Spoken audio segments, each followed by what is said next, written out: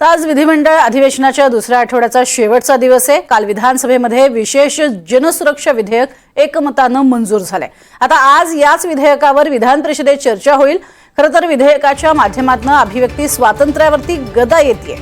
या विधेयकामुळे येईल अशा स्वरूपाचं वक्तव्य विधान हे केले जाते विरोधकांकडनं।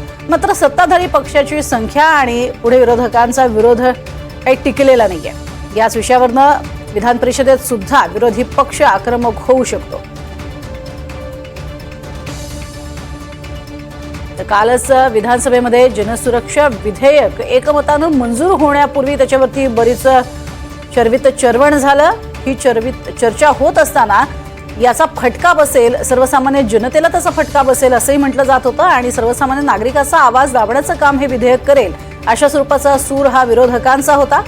मात्र त्यावरती अर्थातच सत्ताधारी पक्षानं असं होणार नाही म्हणत हे विधेयक मंजूर करून घेतलेलं आहे। मात्र आज आता ते विधान परिषदेत येईल आणि पटलावर मांडलं जाईल।